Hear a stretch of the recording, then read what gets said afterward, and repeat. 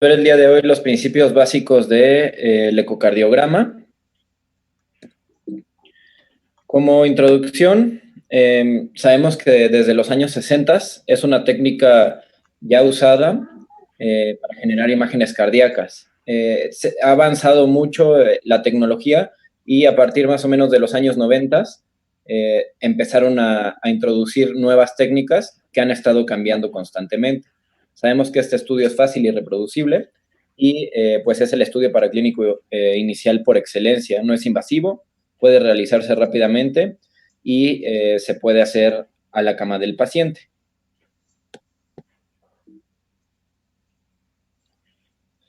¿Qué es? El estudio está diseñado para proyectar ondas de sonido y detectar una energía reflejada para esta convertirla en una imagen y luego posteriormente con muchas imágenes que genera este ultrasonido se va a generar un video.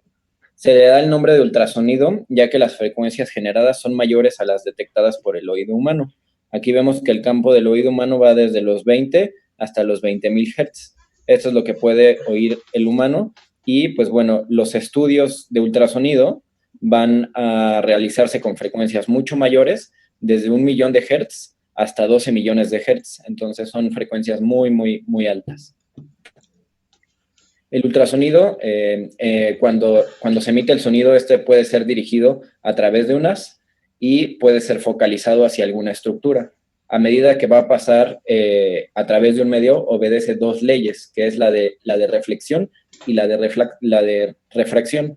La de reflexión es cuando la luz o el sonido incide sobre un cuerpo y este la devuelve al medio en mayor o en menor proporción. La de refracción es el fenómeno por el cual la luz o el sonido sufre una desviación a través de dos medios transparentes de la misma densidad. Finalmente, los blancos de diferente tamaño van a reflejar el ultrasonido y pueden ser detectados y caracterizados por la máquina, por el ultrasonido.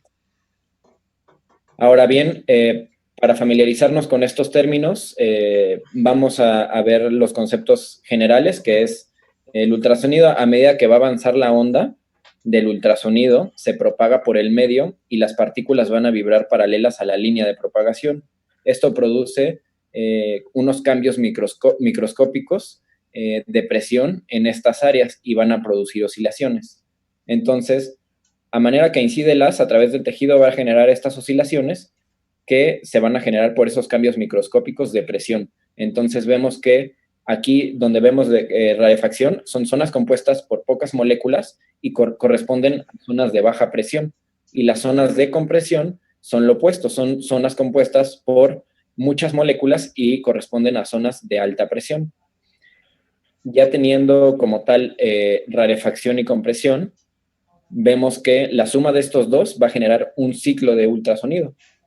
La longitud de onda va a ser la distancia a la cual la onda sinusoidal realiza un ciclo completo. Entonces aquí vemos el ciclo completo es desde donde inicia la onda sinusoidal hasta donde termina su propio ciclo, comprendiendo un periodo de refacción y de compresión.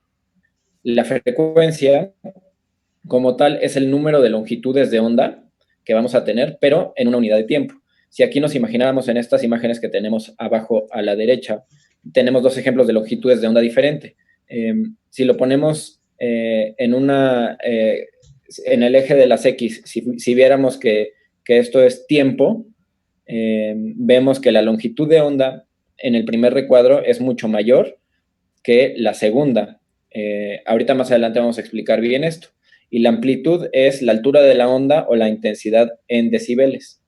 No sé si hasta aquí hay alguna duda de lo que acabo de comentar. Bueno. Bien así, ya diciendo que la longitud de onda y la frecuencia están relacionadas, vamos a ver que están inversamente relacionadas y su producto va a representar la velocidad de la onda del sonido. ¿Qué quiere decir esto?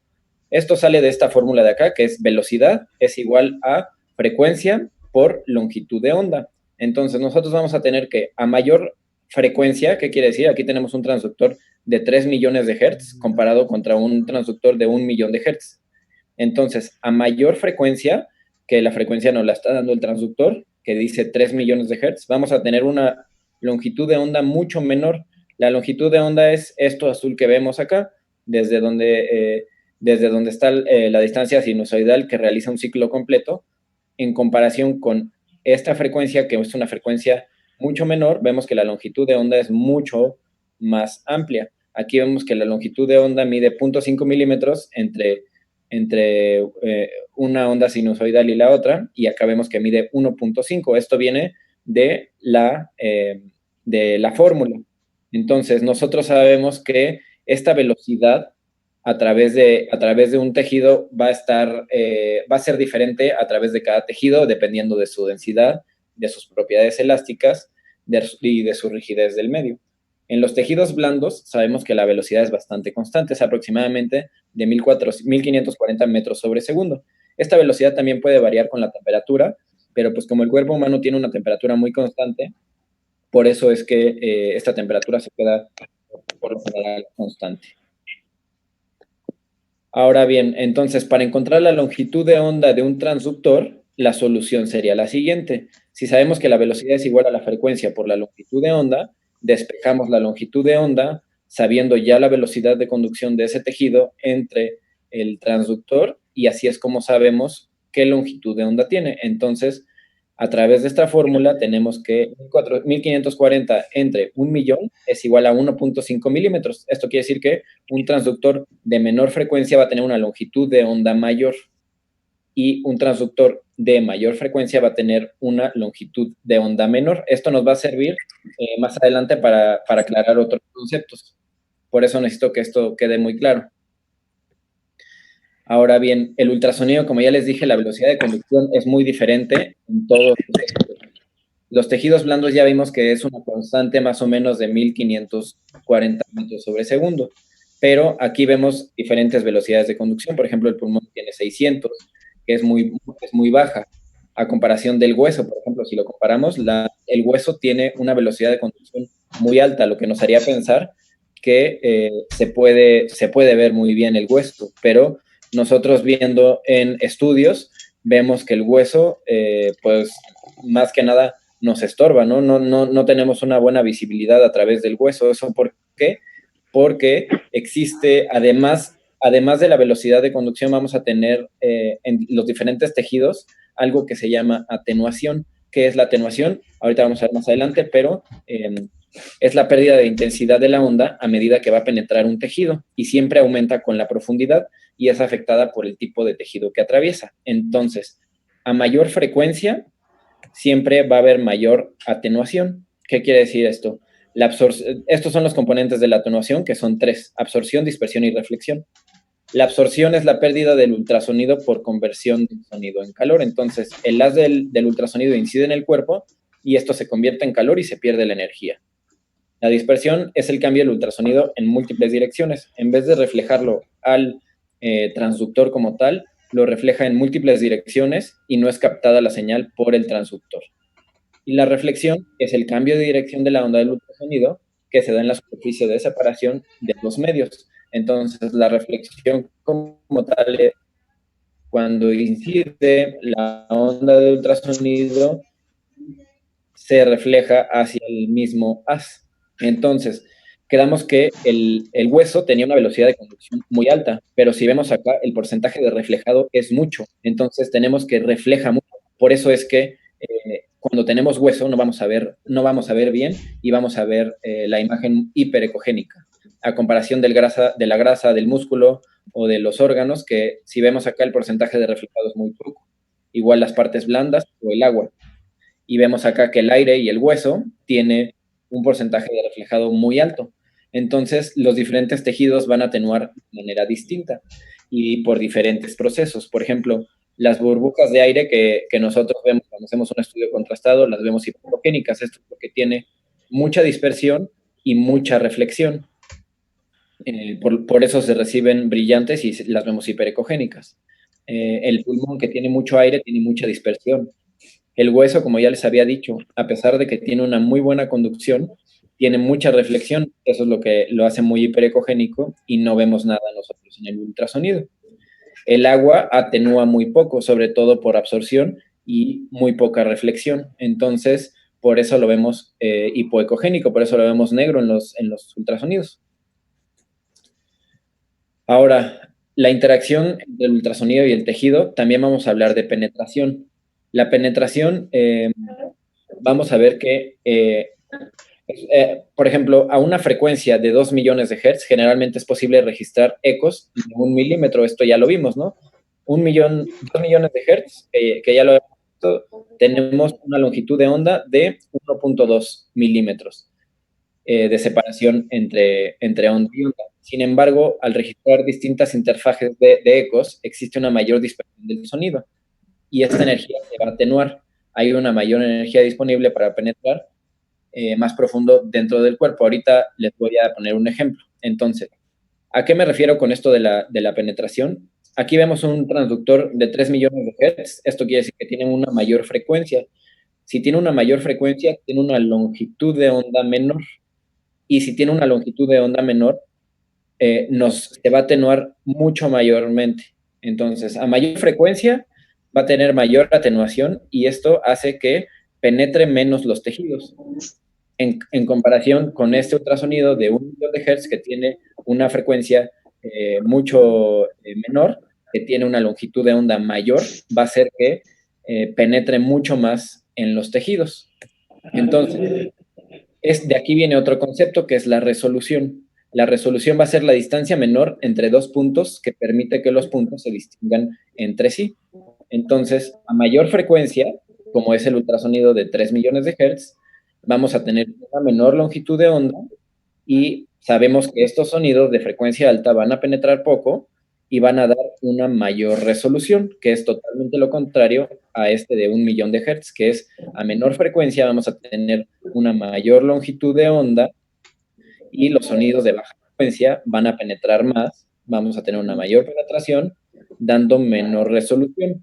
Esto se puede comparar como si nosotros hiciéramos un estudio de tomografía y aquí los cortes fueran muy amplios en el de 1 millón de hertz y aquí teníamos en el de 3 millones de hertz una tomografía de cortes de alta resolución. Los cortes son muy pequeños entre cada sí y esto es lo que nos hace como tal la resolución en comparación con los dos transductores. Entonces, nosotros sabemos que si este transductor de 3 millones de hertz va a penetrar mucho menos, pero va a tener una mayor resolución, entonces un paciente neonato que tiene una pared torácica y órganos más pequeños nos va a ser de mucha utilidad porque vamos a tener una penetración adecuada con una resolución adecuada.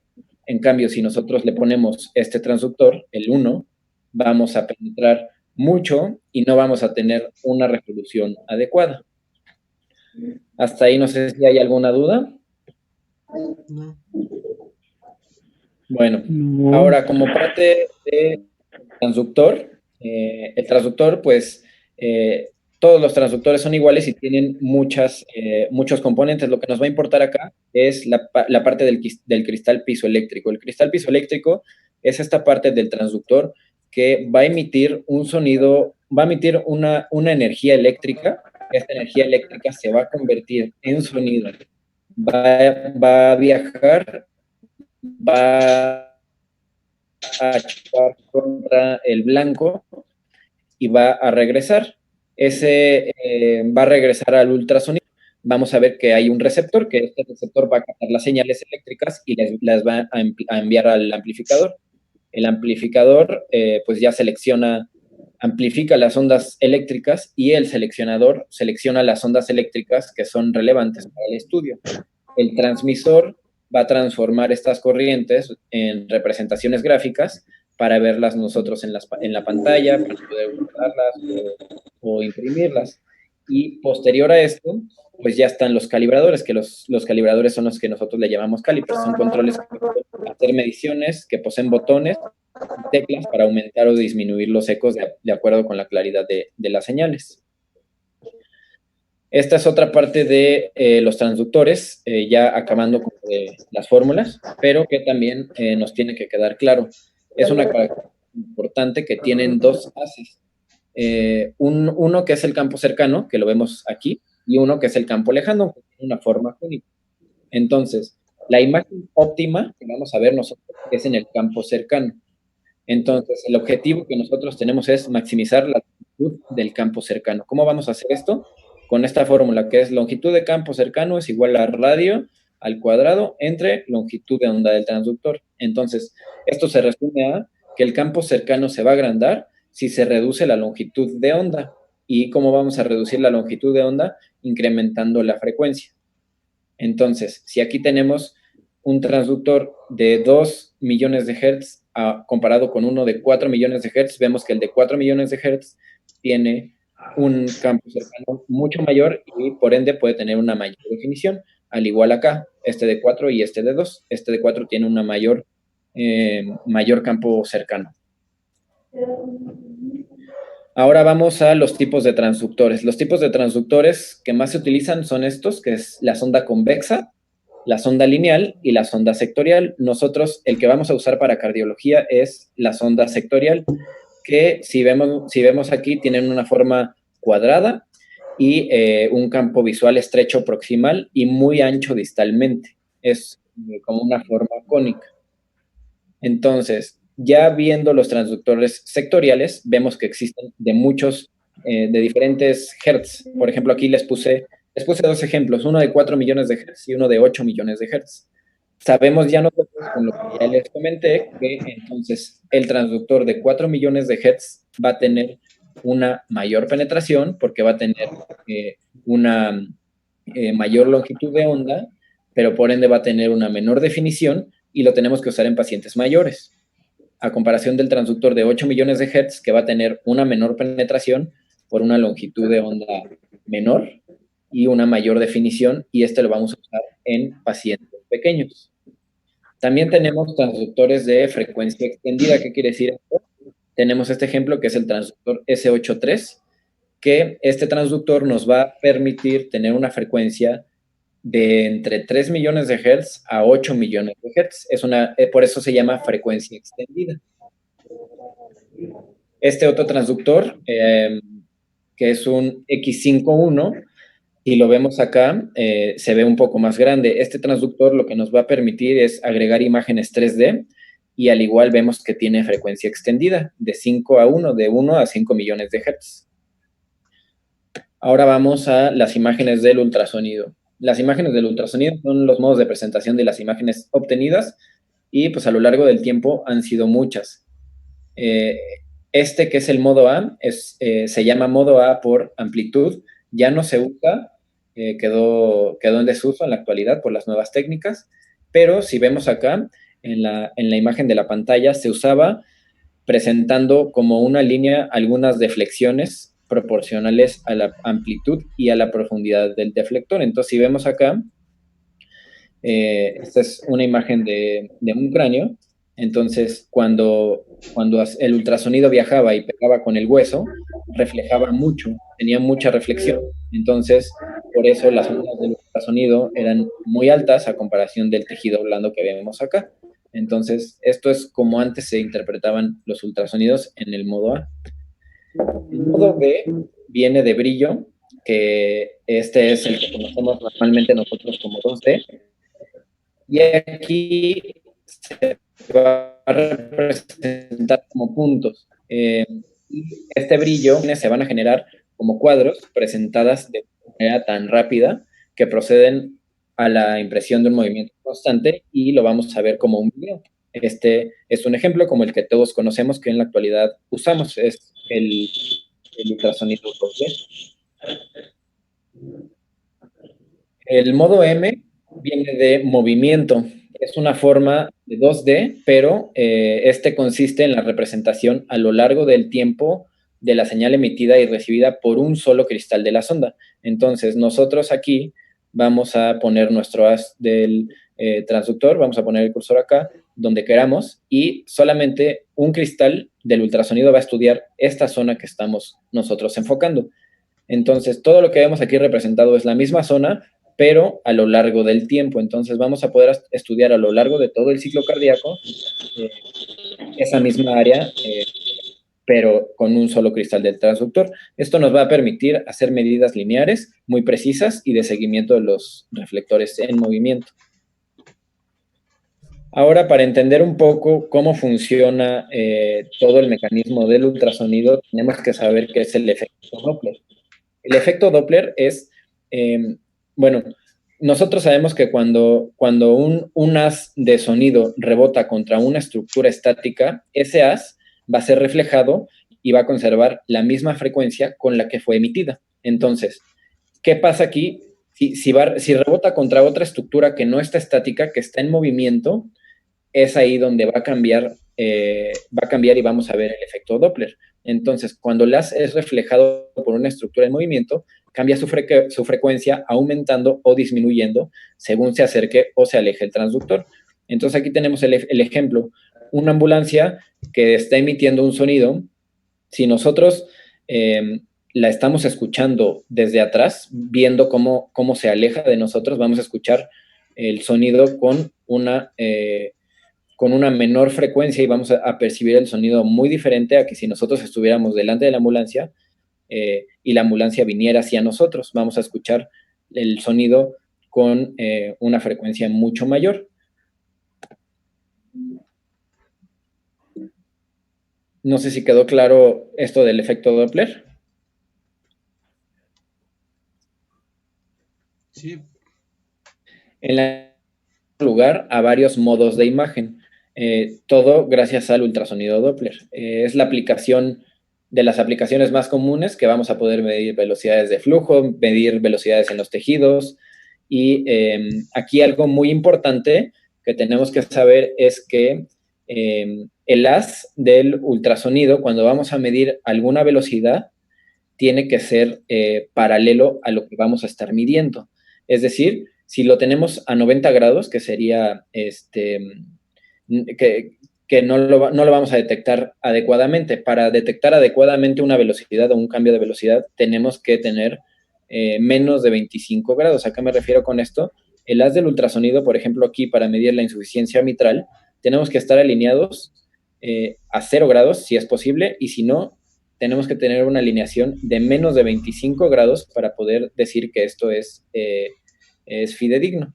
Ahora, de aquí vienen dos otros modos, que es el modo pulsado y el modo continuo de Doppler.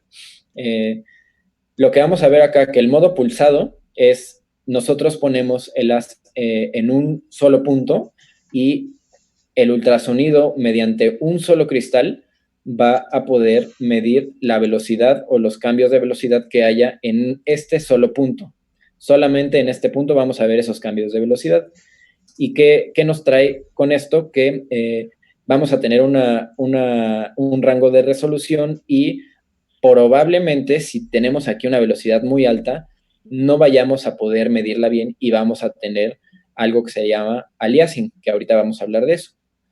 A comparación del continuo, que el Doppler continuo, vamos a tener que son dos cristales, uno que emite y uno que capta de regreso. Aquí la diferencia es que va a captar la señal de todo lo que esté atravesando este haz. Entonces son dos cristales, capta todo lo que está a través de este haz y vamos acá a tener un rango ambiguo y vamos a tener la habilidad de poder medir velocidades más altas. Acá les pongo un ejemplo. Tenemos acá un Doppler pulsado que si vemos acá, bueno, este es un ejemplo de un Doppler pulsado a nivel de la arteria pulmonar en un bandaje, que vemos que la velocidad pues es alta en el bandaje. Entonces aquí nos hace este fenómeno que se llama aliasing con un Doppler pulsado. Y si ya ponemos un Doppler continuo, podemos modificarlo y medir velocidades mucho mayores y no nos da este aliasing. ¿Cuáles son los métodos para evitar el aliasing? Pues el primero que ya vimos, usar el Doppler continuo. Otro es disminuir la profundidad. ¿A qué nos referimos con disminuir la velocidad? Disminuir la profundidad es disminuir la profundidad de los metros por segundo que nos va a estar dando en esta zona de acá el ultrasonido. Ajustar la escala al máximo también y mover la línea de base. Tenemos que mover la línea de base para que podamos alcanzar a ver todo lo que está registrando la velocidad. Ahora vamos a, ya que tenemos entendido cómo se genera la imagen y cuáles son los modos que vamos a tener en el Doppler 2D, vamos a ver acá el sistema de control. Tenemos las ganancias generales, que son las ganancias generales o las ganancias en 2D. Nosotros vemos acá que nos van a permitir aumentar o disminuir el brillo de nuestra imagen y pues obviamente tenemos que aumentarlo cuando tengamos zonas muy oscuras o hipoecoicas y disminuirla cuando tengamos zonas demasiado brillantes o hiperecoicas. Esto se puede ajustar, pero nos va a ajustar toda la imagen. Nos va a ajustar toda la imagen. Por ejemplo, tenemos aquí una imagen que está hipoecoica y esta imagen que está hiperecoica. Si nosotros modificamos nuestras ganancias en 2D, vamos a poder llegar a una imagen más adecuada para poder definir bien las estructuras y tener algo intermedio. Ahora bien, esas fueron las ganancias generales en 2D. También tenemos las ganancias de tiempo o de profundidad, que es básicamente lo mismo que las ganancias en 2D, pero aquí las vamos a tener en una columna y vamos a poder modificarlas de acuerdo a la profundidad que tengamos nosotros en el ultrasonido. ¿Qué quiere decir esto? Vamos a poder modificar ya sea la parte más profunda o la parte menos profunda del ultrasonido por áreas separadas. No necesitamos mover las ganancias de toda la pantalla, de todo el ecocardiograma. La compresión es otro método que nosotros podemos usar que le vamos a llamar compresión o rango dinámico, y esto más que nada va a ser una escala de grises con una relación a la inversa. A mayor compresión vamos a tener más tonos de grises y menos contraste. A menor compresión nos va a proveer a la imagen más contraste y menos componentes de grises. Esto es útil para, al reducir la compresión, en pacientes con mala ventana acústica podemos optimizar muchas estructuras como el borde endocárdico. Aquí tenemos este ejemplo, este ejemplo es usado con alteración de la compresión. Y lo vamos a poder ver en algunas máquinas, por ejemplo aquí en la EPIC, lo vemos acá en la compresión. Este es un ejemplo igual de, tras reducir la compresión, cómo vemos la imagen ya optimizada con las diferentes escalas de grises.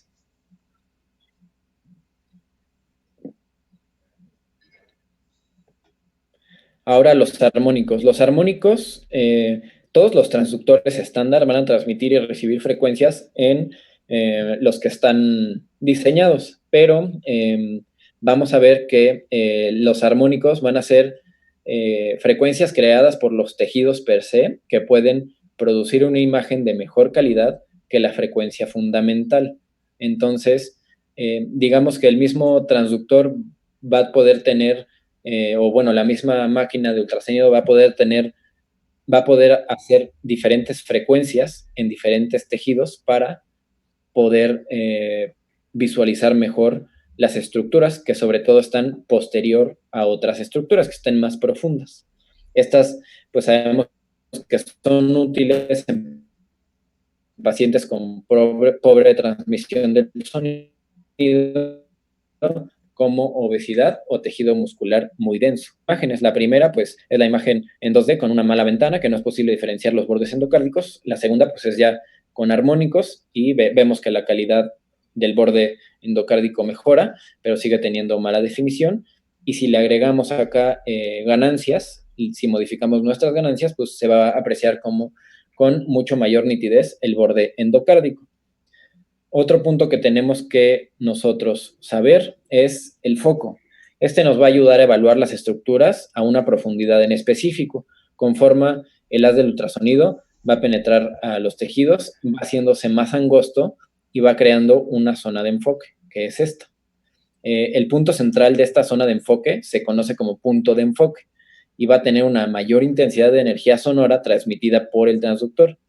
Sabemos que existen ecocardiógrafos que nos van a permitir establecer más de uno de estos focos y vamos a tener más focos y por ende una mejor resolución de la imagen.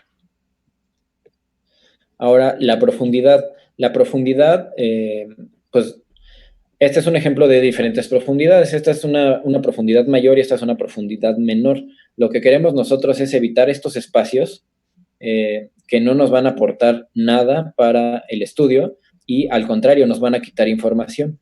Nosotros debemos de tener una imagen con una profundidad adecuada para las estructuras que queremos estudiar. Entonces, ¿qué hacemos con una menor profundidad como esta imagen de acá? Vamos a incrementar el número de cuadros por segundos, ya que esto va a reducir la cantidad de información que la máquina va a procesar y nos va a cortar el tiempo requerido para que el haz del ultrasonido viaje y regrese desde la estructura de interés. Entonces vamos a tener una mayor cantidad de cuadros por segundo y por ende vamos a poder tener una mejor resolución y la máquina va a poder procesar mejor las imágenes. Al igual, tenemos esta otra aplicación que es el zoom. El zoom va a permitir ampliar una zona concreta de la imagen y visualizarla de una mejor manera. Tenemos que usarla con cautela porque, pues al estar usando esta aplicación, podemos dejar a un lado otras estructuras que también son de interés. Únicamente la tenemos que usar cuando tengamos alguna estructura de interés que tengamos que evaluar en ese momento, pero no debemos de hacer el estudio con el zoom de cajón. Ahora, el tamaño del sector es otra herramienta que tenemos que lo que nos va a hacer es, nos va a poder acortar el haz del ultrasonido. Vamos a hacer que la parte cónica se haga más pequeña, más estrecha, como lo vemos acá. Igual, reducir el tamaño del sector nos va a incrementar el número de cuadros por segundo y nos va a disminuir la cantidad de información a procesar por el ecocardiógrafo y esto nos va a ser de gran utilidad. Estas son las funciones que tenemos para poder mejorar nuestra imagen en el ultrasonido. Ahora bien, hablando de Doppler color, el Doppler color es la técnica de Doppler pulsado con codificación de color superpuesta a una imagen en 2D. Esta nos va a proveer información acerca de la dirección del flujo y su velocidad, que esto va a ser semi-cuantitativo.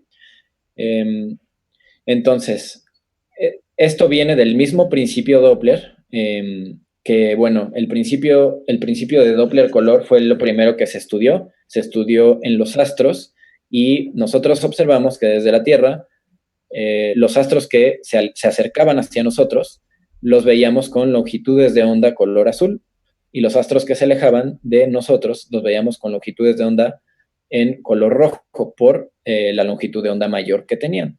Esto es como realmente se estudió, pero nosotros sabemos en el ultrasonido que pues esto es diferente, pero es diferente por designación únicamente. Nosotros todo lo que se acerca al transductor lo vamos a ver rojo y todo lo que se aleje lo vamos a ver azul. Entonces, aquí tenemos, pues, ahorita les voy a poner otro ejemplo, pero pues a grandes rasgos, todo lo que vemos azul se va a alejar y todo lo que vemos rojo se va a acercar. Igual tiene una escala y esta escala, pues los números de arriba y debajo de la escala nos indican el rango de velocidades que puede ser valoradas. Entonces, esto es muy importante, que ahorita se los voy a mencionar un poquito más adelante, pero pues igual, ¿no? Tenemos aquí un ejemplo del Doppler color. Si vemos acá, tenemos lo que se aleja, que sería la insuficiencia mitral, y lo que se acerca, que sería en rojo, pues el paso a través de la válvula mitral. Ahora, los controles específicos del modo Doppler color, vamos a ver que podemos modificar el tamaño de ventana de nuestro muestreo. Vamos a colocar únicamente en la zona que va a realizar el muestreo para hacer de una manera más precisa. Por ejemplo, aquí, en esta imagen de su izquierda, estamos evaluando todo el septum interventricular. Y si vemos a comparación de esta imagen, únicamente estamos evaluando esta parte del septum junto con la válvula.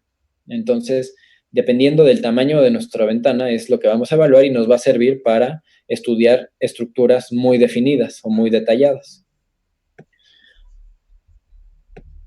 Otro control específico es la ganancia en modo Doppler. Esta nos va a permitir establecer mayor o menor intensidad del color a los flujos observados. Si establecemos una ganancia demasiado elevada, podemos objetivizar el fenómeno de aliasing, que aparecen imágenes de color, en color en zonas en las que no existe flujo. Por ejemplo, aquí les vuelvo a poner la imagen del bandaje pulmonar, pero lo que quiero que les quede ejemplificado es que si nosotros bajamos las ganancias de color, aquí pues nosotros vemos que esto es normal, que nos haga este aliasing. ¿Por qué? Porque la velocidad va a aumentar mucho. Pero si nosotros le bajamos mucho las escalas, las ganancias a nuestro color, lo que nos va a hacer es que podemos malinterpretar esto y podemos hacer que se vea esta misma imagen sin ser una velocidad alta. Ahora bien, tenemos también la escala. La escala es la frecuencia de repetición de pulso. Entonces, esto nos va a determinar la escala de velocidad de flujo que estamos escaneando. Esto es lo que vemos acá y lo que modificamos con la escala.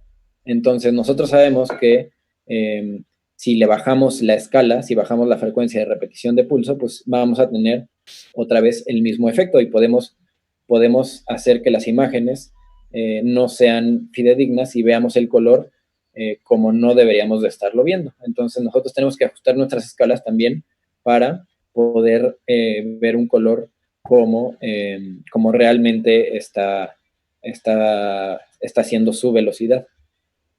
Ahora bien, también me gustaría mencionar esto porque a veces no nos queda muy claro, pero aquí está ejemplificado pues, la línea de base que tenemos y los flujos, ya sea para arriba o para abajo, de las velocidades. Pero esto es muy importante porque si bien recordamos que, para poner el ejemplo de una insuficiencia tricuspidia, nosotros estamos poniendo el haz del ultrasonido desde abajo. Entonces, el haz del ultrasonido desde abajo, vemos la insuficiencia tricuspidia que se aleja, que la veríamos en azul. Y todo lo que vemos en azul, su velocidad va a ser hacia abajo. Y todo lo que vemos en rojo, su velocidad va a ser hacia arriba. Y eso es así es como debemos de medir los diferentes flujos, ya sea hacia arriba o hacia abajo, dependiendo si se acerca, si se aleja del transductor. Y con esto nos ayuda también para saber, por ejemplo, en una CIB, ver los cortocircuitos, cómo se está comportando esa CIB. Y bueno, pues básicamente eso es todo de los principios básicos del ecocardiograma. No sé si tengan alguna duda o algún comentario.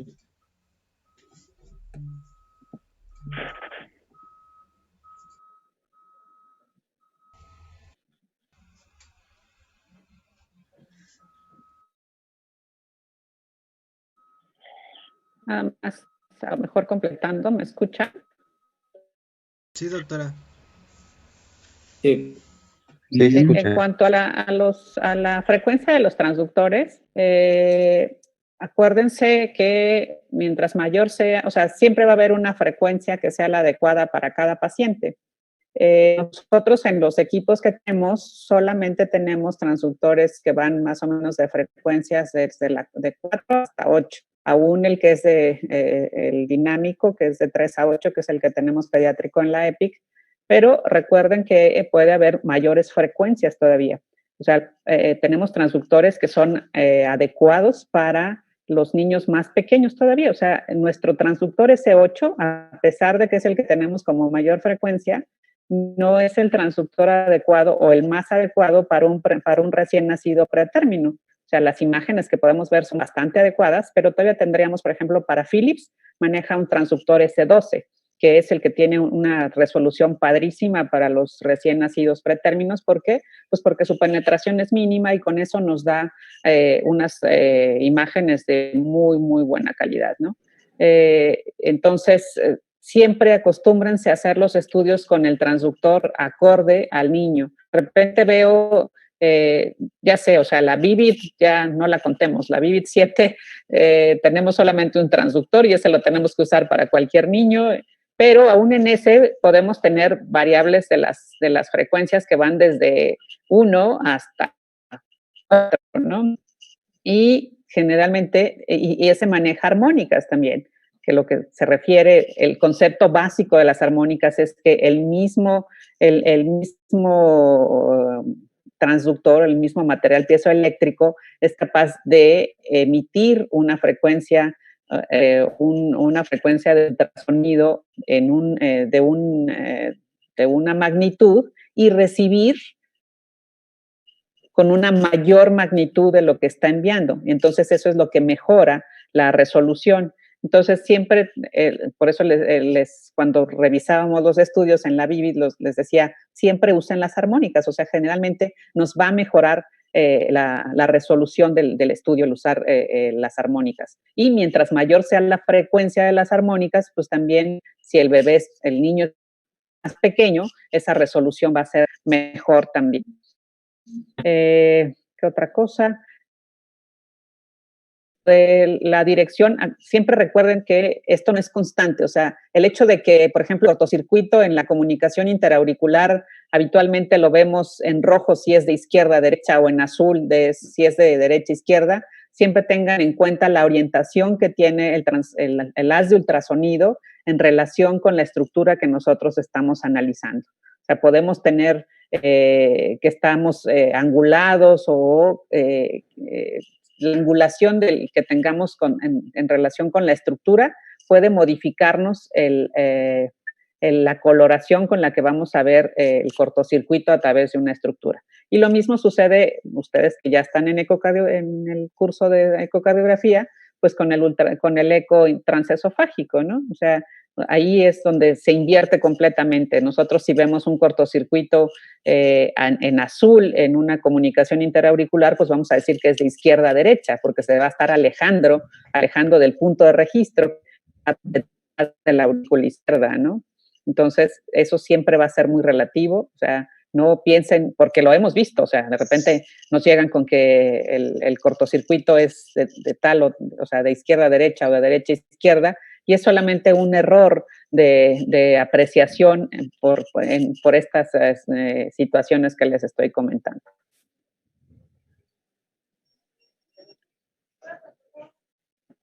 No sé si tengan alguna otra duda o comentario.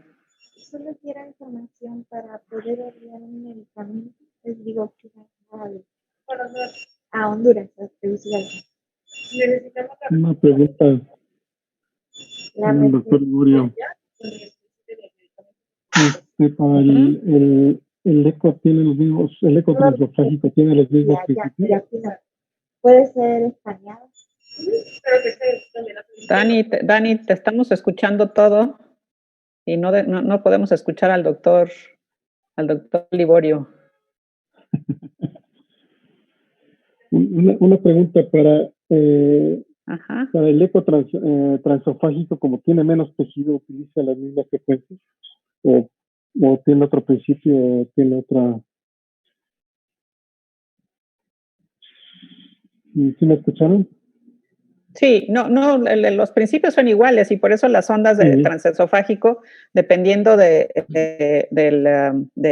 tamaño del paciente, tienen una mayor o menor frecuencia. También la sonda neonatal tiene una mayor frecuencia que la sonda pediátrica o que la sonda de adultos. Y aquí la resolución es mucho mejor porque no hay tanto tejido entre la sonda y las cavidades cardíacas.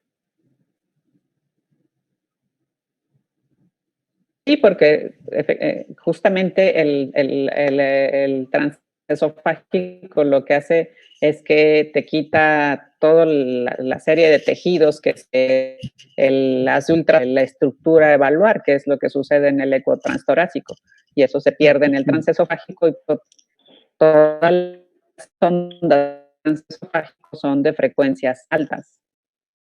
Perfecto. Bueno.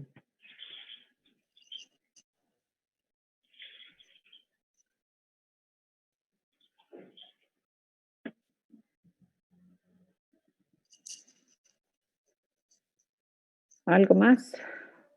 Nada más. Ok, pues muy bien.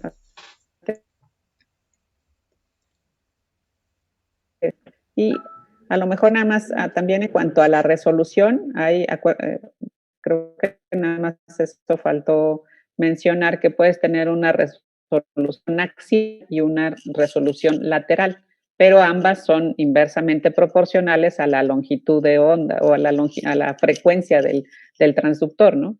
La resolución de distinguir dos puntos que están, o sea, de distinguir dos puntos como puntos separados, en el sentido paralelo a las de ultrasonido. Y la resolución lateral es la capacidad de ver como separados dos puntos que están en un plano que es perpendicular a las de ultrasonido.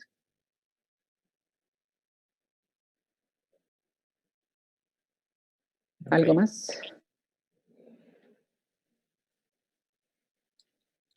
Nada más, doctora. Y en la plática. Y